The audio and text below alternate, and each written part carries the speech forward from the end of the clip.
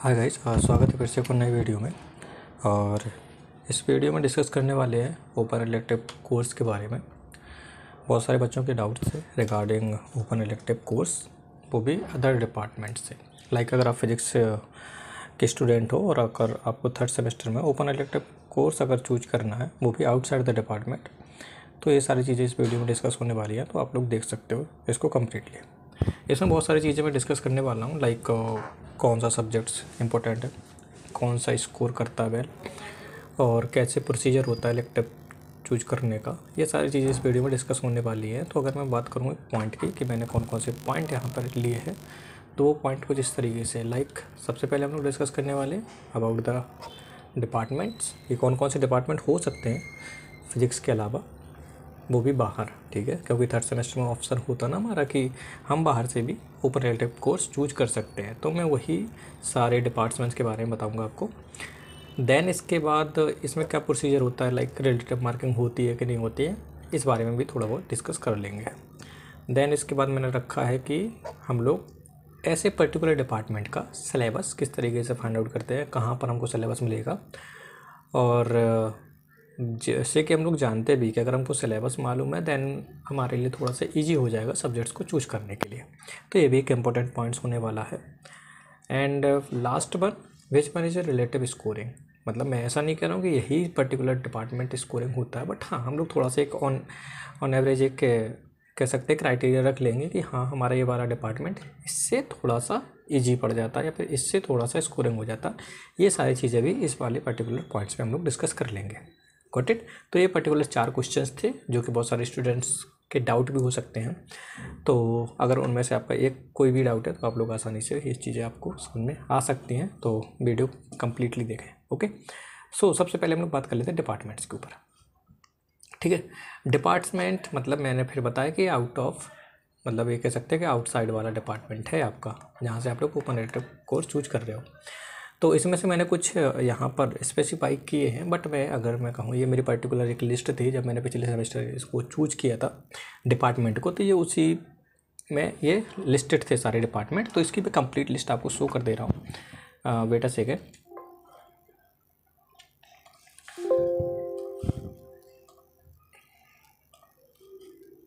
Okay, so ना यहाँ पर हम लोग थोड़ा सा डिपार्टमेंट के बारे में डिस्कस कर लेते हैं। ठीक है, सो यहाँ पर जो अवेलेबल ओपन इलेक्टिव कोर्स हैं सेमेस्टर थर्ड में, जैसे कि सबसे पहले आता है हमारा एंथ्रोपोलॉजी। Sorry, okay, good. तो जैसे पहले नंबर पे है एंथ्रोपोलॉजी हो गया, हमारा एक डिपार्टमेंट अवेलेबल है जहाँ पर आप लोग अप्लाई कर सकते हो फॉर ओपन इलेक्टिव। दूसरे नंबर पे हमारा बॉटनी आता है। बॉटनी भी ये हमारा कह सकते हो कि एडमिशन लेता है ओपन इलेक्टिव में। नंबर थर्ड पे हमारा केमिस्ट्री डिपार्टमेंट है। ये सीरियल वाइज बता रहा हूँ, ये अभी स्कोरिंग वाला मैटर नहीं है, ये सिर्फ डिपार्टमेंट्स के बारे में हम लोग डिस्कस करने वाले हैं। और यहाँ पे आप लोग देख भी पा रहे हो कि यहाँ पे जो लिखा है ये आपके पर्टिकुलर टॉपिक है। लाइक एंथ्रोपोलॉजी में भी ये पर्टिकुलर टॉपिक के ऊपर ओपन इलेक्टिव सब्जेक्ट होते हैं, फिर कह सकते हो कि ओपन इलेक्टिव सब्जेक्ट्स हैं। लाइक जैसे कि हमने केमिस्ट्री वाला डिपार्टमेंट चूज किया, तो कौन कौन से अवेलेबल हैं हमारे पास सिलेबस या फिर कोर्स, जैसे कि इनऑर्गेनिक केमिस्ट्री अवेलेबल है हमारे पास, introduction to nano chemistry available है। ठीक है, ऑर्गेनिक केमिस्ट्री अवेलेबल है, फिजिकल केमिस्ट्री अवेलेबल है। तो केमिस्ट्री डिपार्टमेंट के अंदर ये सारे कोर्स आपके पास अवेलेबल हो सकते हैं। ठीक है, तो मैं पहले डिपार्टमेंट के बारे में बता दे रहा हूँ। ये लिस्ट है जिसके अंदर आप लोग पर्टिकुलर सिलेबस या पर्टिकुलर कोर्स के लिए अप्लाई कर सकते हो। फोर्थ डिपार्टमेंट आता है ACBR। ठीक है, देन EBS। ठीक है, फॉरेंसिक साइंस। यहाँ पे देखो स्पेस खाली है, तो यहाँ पर कह सकते हो कि ये कोई सा भी सिलेबस यहाँ पे हमारा कोर्स कोई सा भी अवेलेबल नहीं है इस डिपार्टमेंट के अंदर। दैन इसके बाद आता है जूलॉजी। जूलॉजी के अंदर 2 तरीके के कोर्स है, physics and chemistry of earth और नेचुरल डिजास्टर एंड हजार्ड। मतलब ये डिपेंड करता है आप कौन सा सिलेबस चूज कर रहे हो। दैन इसके बाद होम साइंस वाला डिपार्टमेंट आता है। इसके बाद आपका आएगा फिजिक्स एंड एस्ट्रोफिजिक्स, जूलॉजी, और लास्ट में यहाँ पे आता है जो फिजिक्स डिपार्टमेंट के अंदर ही होता है, जो है फिजिक्स एंड एस्ट्रोफिजिक्स के अंदर radiation safety eight introductory astronomy. Got it. तो ये सारे लिस्टेड डिपार्टमेंट हैं जो कि बाहर हैं, आउटसाइड द फिजिक्स डिपार्टमेंट। तो इस तरीके से हम लोग ये सारे लिस्टेड डिपार्टमेंट के बारे में थोड़ा बहुत जान सकते हैं। ठीक है, तो ये मोटा मोटा आइडिया आप लोग रख लीजिएगा। तो ये सारे जो डिपार्टमेंट्स हैं, जब आप लोग लॉग इन करोगे अपनी आईडी, या फिर जब आप लोग कोर्स सिलेक्शन प्रोसीजर फॉलो करोगे, लाइक जैसे 1 मई से विंडो खुलने वाली है, वहाँ पर ये सारे लिस्टेड डिपार्टमेंट आपको मिलने वाले हैं। ठीक है, ओके, तो ये सारे डिपार्टमेंट्स के बारे में हम लोगों ने डिस्कस कर लिया। तो पहला पॉइंट हमारा कंप्लीट हो जाता है, जो कि था डिपार्टमेंट्स के रिगार्डिंग, कौन कौन से डिपार्टमेंट हमारे पास अवेलेबल है। ठीक है, ये वाला पॉइंट्स आई थिंक क्लियर है ना। इसके बाद डिपार्टमेंट के बाद हम लोग अब बात कर लेते हैं कि कैसे हम लोग फाइंड आउट करते हैं सिलेबस, है ना। सिलेबस हमको कैसे मिलेगा, तो हमारा जो 4th पॉइंट होने वाला है वो यही होने वाला है। सॉरी, एक सेकेंड। ओके, सो अब हमारा सिलेबस कैसे मिलेगा ये भी देख लेते हैं। सॉरी। तो 4th पॉइंट होने वाला हमारा सिलेबस। तो सिलेबस भी ज़रूरी है। अगर कोई सब्जेक्ट आप लोग चूज कर रहे हो तो उसका पहले अगर सिलेबस मालूम है तो चीज़ें और भी आसानी हो जाती हैं कोर्स सब्जेक्ट को सेलेक्ट करने के लिए। तो मैं एक बेसिक एक छोटा सा एग्जांपल उठा लेता हूँ। लाइक मेरे को जैसे ACVR का सिलेबस चाहिए, ठीक है, सेम आपका जूलॉजी है, सेम आपका सारी चीज़ें हैं। अब यहाँ पर जैसे आपको चूज करना है ACVR का सिलेबस, तो ACVR का सिलेबस चूज करने के लिए सबसे पहले आपको पता होना चाहिए कि ACVR वाला कौन कौन सा हमको अलॉट करता है कोर्स। जैसे मैं गया ACVR वाले ऑप्शन में, ठीक है, ACVR वाला ये वाला डिपार्टमेंट है, तो इसमें लिखा बायो एथिक्स एंड बायोसेफ्टी, और दूसरा वाला जो कोर्स अवेलेबल है वो है application of statistics for biology. ठीक है, अब जैसे ये वाला हमारा अवेलेबल है, तो हम करेंगे क्या, जैसे हमको सिलेबस फाइंड आउट करना है तो सबसे पहले आपको जाना है क्रोम पर, गूगल क्रोम पर। ठीक है, अब सबसे पहले आपको करना कुछ नहीं है, जैसे कि मेरे को चाहिए, ये हो गया हमारा। ठीक है, जैसे कि मेरे को चाहिए ओपन इलेक्टिव सब्जेक्ट्स के कोई सा भी मतलब पर्टिकुलर सिलेबस चाहिए कोई सा भी कोर्स का, तो मैंने ये सिंपली मतलब जिसको सर्च करने का आसानी मिल जाएगी, आप ऐसे लिख सकते हो कि open elective syllabus DOPG। Okay, ये DOP साइट में भी अवेलेबल है। आप डिपार्टमेंट ऑफ फिजिक्स ऐसा कुछ भी डालोगे या फिर दिल्ली यूनिवर्सिटी भी डालोगे तो आपके पास डायरेक्ट ये सिलेबी करके एक ऑप्शन आएगा। ठीक है, इसमें सारे सिलेबस, सारे डिपार्टमेंट के सिलेबस सारे अवेलेबल होते हैं। जैसे कि यहाँ पर मैंने क्या किया, क्लिक किया सिलेबी पे, तो हमारे पास ऑप्शन आ गया कि आपको कौन सा सिलेबस चाहिए। तो मेरे को जैसे PG का सिलेबस चाहिए था। अब ये सारे डिपार्टमेंट्स आपके खुल जाते हैं। अब मेरे को पता है कि मेरे को जैसे ACVR वाला सिलेबस चाहिए, तो ACVR वाला सिलेबस मतलब ये बायोमेडिकल साइंस, ये हमारा ACVR पर्टिकुलर है। ठीक है, अब यहाँ से आप लोग डाउनलोड कर लोगे ये गॉट इट। अब डाउनलोड करने के बाद आपके पास ये PDF कुछ इस तरीके से आपके खुल जाएगी, जैसे कि मैंने ये डाउनलोड किया सेम। ठीक है, अब ये जैसे मैंने ये डाउनलोड कर लिया तो ये मेरे पास ACVR का सिलेबस, सॉरी बायोमेडिकल साइंस का हमारा सिलेबस ओपन हो गया। अब इसमें हम लोग स्क्रॉल करके देख सकते हैं कि हमारा वाला जो पर्टिकुलर ओपन इलेक्टिव वाला सब्जेक्ट है वो कहाँ पर है। तो थोड़ा स्क्रॉल करोगे तो एक आपके पास टेबल मिलेगी जिसमें मतलब सारी चीज़ें डिस्कस्ड होंगी, लाइक कि आपको ओपन इलेक्टिव में कौन कौन से पर्टिकुलर कोर्स अवेलेबल हैं, कितने क्रेडिट का है, कौन से सेमेस्टर मिलने वाला है। जैसे कि इस पर्टिकुलर आप लोग इसमें देख सकते हो, लाइक जैसे क्रेडिट स्कोर बना है ना। तो अब इस क्रेडिट स्कोर में आप ये देख सकते हो कि इसमें लिखा सेमेस्टर थर्ड में ये वाले सेक्शन पे आप लोग देख सकते हैं, ये वाले पर्टिकुलर इसमें लिखा है कि नंबर ऑफ पेपर्स 1 है, 4 क्रेडिट मिलेंगे, टोटल 4 क्रेडिट का हमारा ये ओपन इलेक्टिव होने वाला है। ठीक है, और अगर मैं टोटल क्रेडिट से बताऊँ 26 हो गया, एक आपका पेपर, एक आपका 4 आपके ये हो गए। ठीक है, नाउ अब इसमें थोड़ा बहुत और भी इन्होंने बोला है, कैसे मैं वो भी बता दे रहा हूँ आपको। इस पॉइंट को आप लोग अच्छे से पढ़िएगा। जैसे यहाँ पे लिखा है कि open elective course to be maximum of 4 credit, मतलब 4 क्रेडिट का एक पर्टिकुलर ओपन इलेक्टिव सब्जेक्ट होने वाला है। ये सारे डिपार्टमेंट के लिए है। आप किसी भी पर्टिकुलर डिपार्टमेंट का सिलेबस खोलोगे, उसके सिलेबस के शुरू में ही आपको ये सारी चीज़ें डिस्कस्ड होंगी। तो आप लोग सेलेक्ट करने से पहले ये सारी चीज़ें पढ़ लो कि मेरे को कौन सा सब्जेक्ट्स लेना है, उसके लिए कौन कौन सी चीज़ों को ध्यान रखना है। जैसे कि 4 क्रेडिट का ओपन इलेक्टिव सब्जेक्ट होने वाला है, ये ACVR वाला है। ओके, फिर उन्होंने बोला कि अगर पेपर अगर होगा तो कितने घंटे का होगा, 3 घंटे का पेपर होगा, ये कंडीशन है। फिर उन्होंने बोला कि जो पेपर होगा वो 100 नंबर का होगा, लेकिन 100 में से जो 70 मार्क्स हैं वो आपको पेपर के थ्रू जो एग्ज़ाम होगा वो फाइनल एग्ज़ाम, और 30 नंबर आपके इंटरनल असेसमेंट के ऊपर होगा। ठीक है। 100 नंबर का पेपर होगा, जिसमें से 70 नंबर का पेपर होता है और 30 नंबर का इंटरनल असेसमेंट होता है। और फिर उन्होंने बोला कि ये थोड़ा सा देख लीजिएगा, एल मतलब थ्योरी, पी मतलब प्रैक्टिकल, आगे चल के जो टेबल बनी है उसके लिए समझाने को उन्होंने ट्राई किया। अब मैं आता हूँ थोड़ा सा डिटेल में। तो सेमेस्टर 3 वाले सेक्शन पे मैं आ जाता हूँ। फिर यहाँ पर देखता हूँ कि मेरे पास जो अवेलेबल ओपन इलेक्टिव सब्जेक्ट्स है वो कौन कौन से हो सकते हैं। Got it. तो इसमें जैसे इन्होंने ओपन इलेक्टिव सब्जेक्ट्स के बारे में नीचे स्पेसिफाई किया है, फिर से मैं बता दे रहा हूँ। जैसे ये वाला, ये ओपन इलेक्टिव सब्जेक्ट्स है जो कि 3rd सेमेस्टर में मिलने वाला है ACBR द्वारा, ACBR डिपार्टमेंट के द्वारा। तो इसमें 2 तरीके के आपके कोर्स अवेलेबल है। इस पर्टिकुलर डिपार्टमेंट के अंदर 2 तरीके के कोर्स अवेलेबल है। एक है हमारा bio ethics and bio safety और दूसरा है application of statics for biology. Got it. तो ये पर्टिकुलर डिपार्टमेंट के अंदर भी पर्टिकुलर कोर्स हमारे डिवाइडेड होते हैं, जैसे कि मैंने लिस्ट में बताया था। लिस्ट में जैसे मैंने बताया था ना कि यहाँ पे एंथ्रो के रिगार्डिंग आपके 3 तरीके के हैं। अब केमिस्ट्री में आओगे तो आपके पास इतने सारे ऑप्शन, 3 तरीके के कोर्स खुल जाते हैं। इसी प्रकार ACBR में भी आपके 2 तरीके के ऑप्शन खुल जाते हैं। ओके, सो ये तो हो गया हमारा कि हमारे ACBR के अंदर कौन कौन से डिपार्टमेंट हो सकते हैं, बायो एथिक्स वाले एंड बायो सेफ्टी, और दूसरा हमारा application of statics for biology. Got it. Now इन्होंने अब बताया कि हम लोग जो सिलेक्ट करते हैं बच्चों को और ओपन इलेक्टिव सब्जेक्ट को, वो कुछ इस तरीके से होता है। कैसे, वो भी देख लेते हैं। Sorry for introduction. जैसे कि इन्होंने बोला है कि हमारा जो ओपन इलेक्टिव सब्जेक्ट्स का, ओपन इलेक्टिव, ये इलेक्टिव सब्जेक्ट का है, मैं ओपन इलेक्टिव की बात कर रहा हूँ, कि इन्होंने बोला कि हमारे पास अभी 51 सीट्स अवेलेबल हैं, जिसमें से हम अदर डिपार्टमेंट के उतने ही बच्चे लेते हैं जितने कि हमारे हैं। ओके, इनको सीट्स भरनी होती है। तो इन्होंने ये बोला है कि लाइक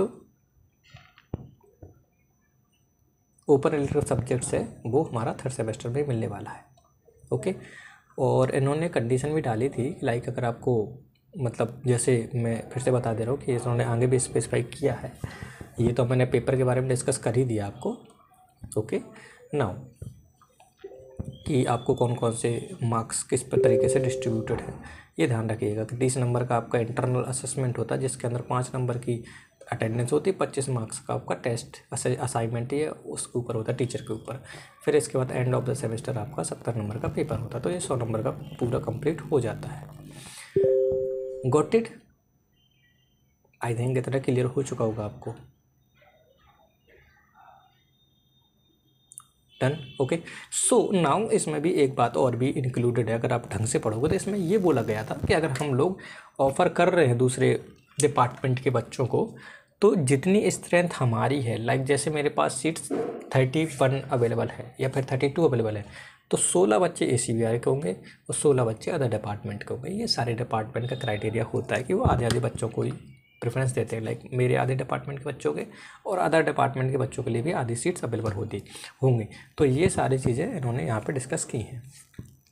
ठीक है, नाउ अगर मैं अब ये तो हमारे हो गया कि लाइक कौन कौन सी चीज़ों को हम लोग ध्यान रखना है। अब थोड़ा सा हम लोग डिस्कस कर लेते हैं सिलेबस के ऊपर। जैसे कि मेरे को इसमें चाहिए, मेरे को बायो सेफ्टी या फिर कह सकते हो एप्लीकेशन ऑफ बायो स्टैटिक्स चाहिए, बायोलॉजी, इसका सिलेबस चाहिए। तो आप स्क्रॉल करते जाओगे तो वहाँ पे पर्टिकुलर मिल जाएगा कि आपको कौन सा सिलेबस चाहिए। ठीक है, तो जैसे कि मेरे को यहाँ पर याद है कि ये जो है वो 77 पेज नंबर पे है। ठीक है, तो ये हमारा हो गया। ये आप लोग यहाँ से देख पा रहे होंगे कि ये जो एप्लीकेशन ऑफ ये हमारा क्या है, एक प्रकार का ओपन इलेक्टिव है। OE मतलब ओपन इलेक्टिव हमारा कोर्स अवेलेबल है। तो इसमें ये हमारा पूरा सिलेबस मिल जाता है। जैसे कि पहला हमारा यूनिट होने वाला है मेजर ऑफ सेंट्रल टेंडेंसी, फिर इसके पर्टिकुलर हमारे सब टॉपिक हो जाते हैं। फिर दूसरे नंबर पे यूनिट ये आ जाती है, तीसरे नंबर पर प्रोबेबिलिटी आ जाती है, प्रोबेबिलिटी डिस्ट्रीब्यूशन आ जाता है, मेथड ऑफ सैम्पलिंग आ जाता है। तो इस तरीके से ये हमारे सिलेबस मिल जाता है।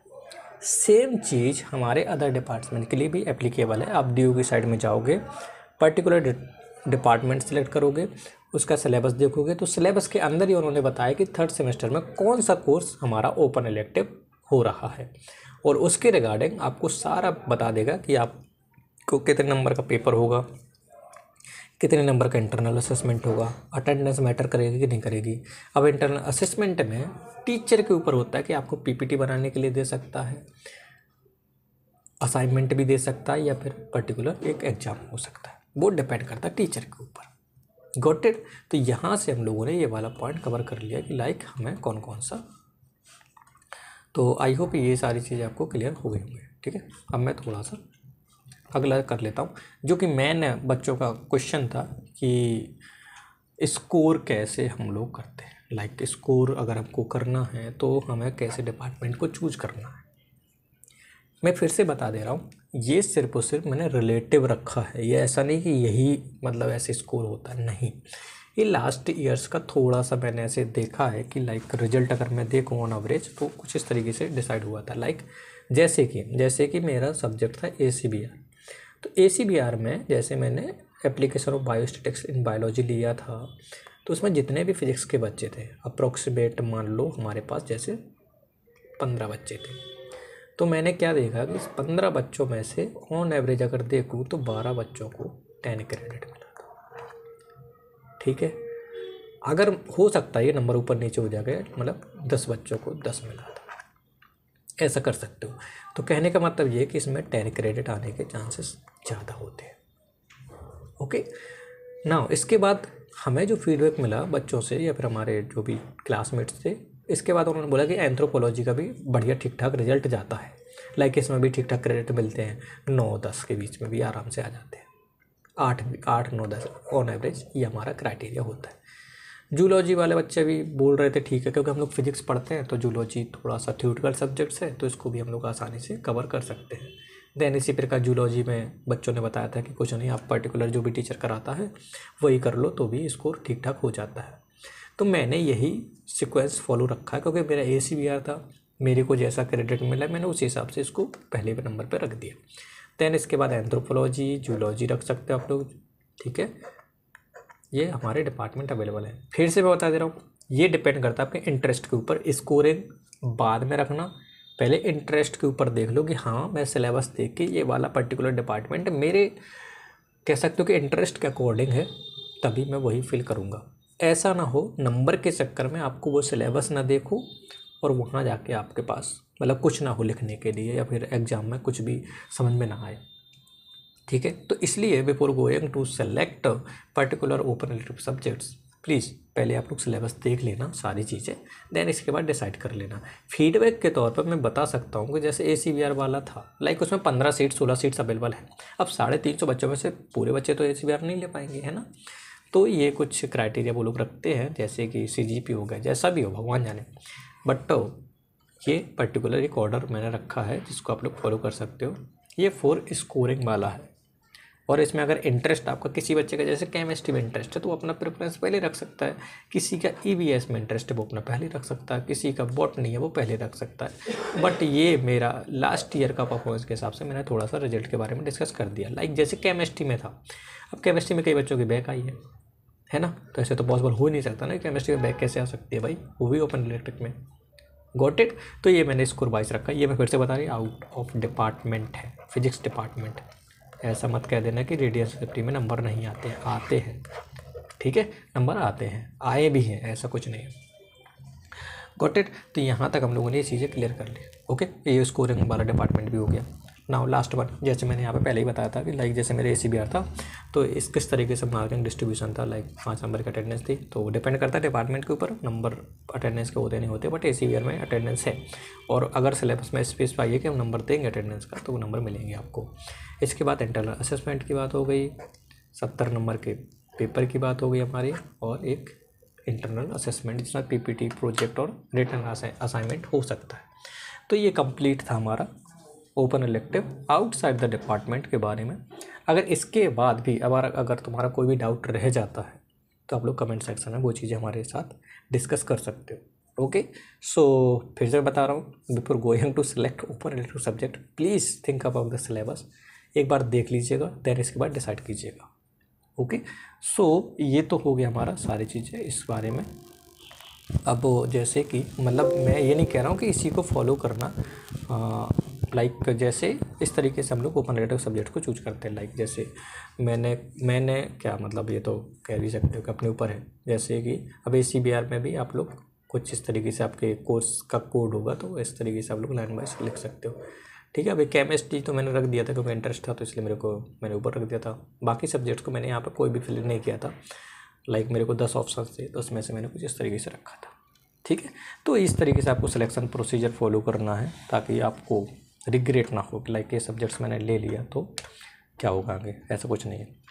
दूसरी बात, अगर बाई चांस आपको ऐसा सब सिलेबस मिल गया जो कि आपके अकॉर्डिंग नहीं था या फिर आप चेंज कराना चाहते हो, तो एक थोड़ा सा प्रोसीजर होता है लाइक एप्लीकेशन देना या फॉर्म फिल करना, वहाँ पे जाके HOD से बात करना और वहाँ के जो भी डिपार्टमेंट के TIC हैं या फिर HOD हैं उनसे बात करना। तो एक हो सकता है अगर नंबर ऑफ़ सीट्स अवेलेबल हैं तो आपका हो सकता है कि ट्रांसफ़र हो जाए, ऐसे होता भी है। बट ये सारी चीज़ें होती है जब कोर्स सिलेक्शन प्रोसीजर कंप्लीट हो जाता है और रिजल्ट आ जाता है कि आप कौन कौन से डिपार्टमेंट के लिए एलिजिबल हो। तो ये सारी चीज़ें होती है विद इन 1 या 2 दिन, तो वो चीज़ का ध्यान भी रखना है आपको। Got it. सो फिर से thank you and all the best for this particular procedure. बाकी एग्ज़ाम पे ध्यान दीजिएगा, ये चीज़ें तो साथ में लगी ही रहती हैं, ठीक है। तो अच्छे से कीजिएगा ताकि 3rd सेमेस्टर और 4th सेमेस्टर में भी ठीक ठाक हमारा परफॉर्मेंस हो सके। ओके, अगर कोई भी डाउट होता है तो आप लोग कमेंट सेक्शन में पुट कर देना। बाकी मेरे साइड से अपना एफर्ट्स बनेगा, I can provide to you guys. Okay, thank you.